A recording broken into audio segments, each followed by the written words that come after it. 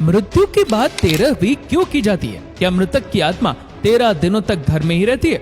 मृत्यु के बाद क्या होता है और आत्मा 24 घंटे के बाद घर क्यों लौट आती है? जानने के लिए वीडियो को अंत तक जरूर देखिए। नंबर 1, मृत्यु से कुछ घंटे पहले पृथ्वी से मनुष्य के सारे संपर्क टूटने लगते हैं और पैर ठंडे हो जाते हैं। नंबर 2, मृत्यु से पहले व्यक्ति को अपना जीवन जन्म से लेकर मृत्यु तक का पूरा फ्लैशबैक की तरह गति में दिखाई देने लगता है। विज्ञान के अनुसार यह सपना 7 मिनट तक चलता है। उसके बाद मस्तिष्क काम करना बंद कर देता है और अंत में व्यक्ति सुनने की शक्ति खो देता है। फिर शरीर का नाड़ी चक्र बंद होने लगता है, जो कि शरीर और आत्मा का मिलन है, जो बंद होने से आत्मा शरीर से मुक्त हो जाती है। नंबर 3, लंबे समय तक शरीर में रहने के कारण आत्मा शरीर को छोड़ नहीं पाती है और कई बार शरीर में प्रवेश करने की कोशिश करती है, लेकिन असफल रहती है। जिस तरह हमारे लिए किसी की मृत्यु को स्वीकार करना मुश्किल होता है, उसी तरह आत्मा भी उसकी मृत्यु को अस्वीकार कर देती है।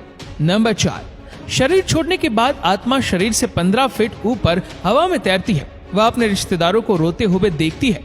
उसके बारे में कही गई बातें उसे दहाड़ की तरह सुनाई देती है। नंबर 5, हिंदू धर्म ग्रंथों के अनुसार रात के समय दाह संस्कार नहीं किया जाता है। दाह संस्कार सूर्योदय की पहली किरण के बाद ही किया जाता है। यदि किसी व्यक्ति का दाह संस्कार रात के समय किया जाता है तो उसकी आत्मा प्रेत योनि में प्रवेश कर जाती है। उसके बाद आत्मा हमेशा प्रेत योनि में ही भटकती रहती है। नंबर 6, मरने के बाद शव को एक पल के लिए भी अकेला नहीं छोड़ा जाता। अगर शव को रात भर घर में रखना पड़े तो सभी रिश्तेदार शव की निगरानी करते। एक बार एक गांव में एक शव को अकेले छोड़ दिया गया था। कुछ क्षण बाद भूतों ने शव पर कब्जा कर लिया और शव ने पूरे गांव को जला दिया।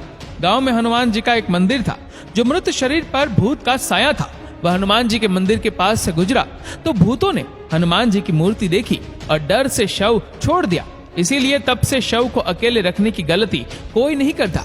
नंबर 7, अंत में यमराज में यमदूत प्राण लेने आते हैं और मृत व्यक्ति के साथ वैसा ही व्यवहार करते जैसा व्यवहार मृत व्यक्ति ने अपने पूरे जीवन काल में अन्य लोगों के साथ किया होता था। यदि मरने वाले ने अच्छे कर्म किए हो तो मृत्यु के समय कोई कष्ट नहीं होता और आसानी से प्राण हरे जाते हैं। लेकिन अगर कोई व्यक्ति पापी है, अगर उसने जीवन भर कई पाप किए हैं, तो उसे राक्षसों से बहुत यातना सहनी पड़ती है और वह तड़प तड़प कर मर जाता है।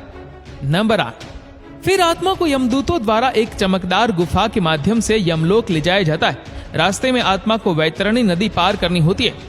इस नदी में आग की लपटें होती है। अगर आत्मा ने अच्छे कर्म किए हैं तो वह आसानी से नदी पार कर सकती है, लेकिन पापी व्यक्ति को अत्यधिक पीड़ा और यातना का सामना करना पड़ता है और कष्ट उठाना पड़ता है।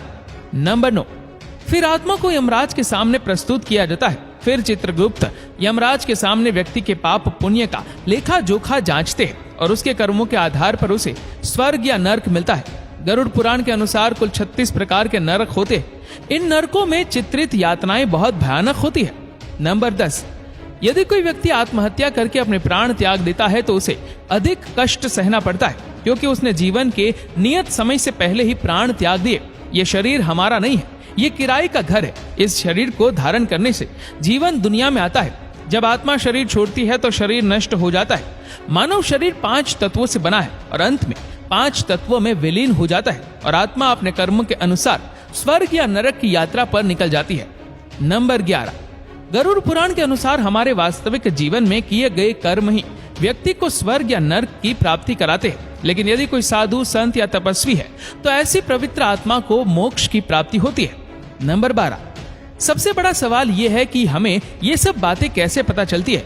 भगवान गरुड़, जिनकी शक्ति अविश्वसनीय है, जो 700 इंद्रों को हराने की शक्ति रखते, वह भगवान गरुड़ अमृत का कलश लेकर स्वर्ग से उड़े, लेकिन उन्होंने अमृत नहीं पिया। फिर भी भगवान गरुड़ अमर होने का वरदान मिला। गरुड़ भगवान को नहीं पता मृत्यु के बाद क्या होता है, इसीलिए जिज्ञासावश उन्होंने भगवान श्री हरि नारायण से एक प्रश्न पूछा और इस ज्ञान को हम गरुड़ पुराण के नाम से जानते हैं। भगवत गीता में श्री कृष्ण ने कहा है, आत्मा न तो जन्मती है और न ही मरती है। आत्मा केवल वस्त्र की तरह एक शरीर से दूसरे शरीर में जाती है। केवल शरीर नष्ट होता है, आत्मा नहीं। शरीर नाशवान है, आत्मा अमर है। जीवन हमेशा मृत्यु का चक्र है, इसीलिए मरने से पहले मत मरो, मौत से पहले कभी मत मरो। अंतिम समय में राम नाम सत्य है, इसीलिए बोला गया, क्योंकि राम संपूर्ण जीवन का सार है। श्री राम सर्वश्रेष्ठ है, राम सत्य है।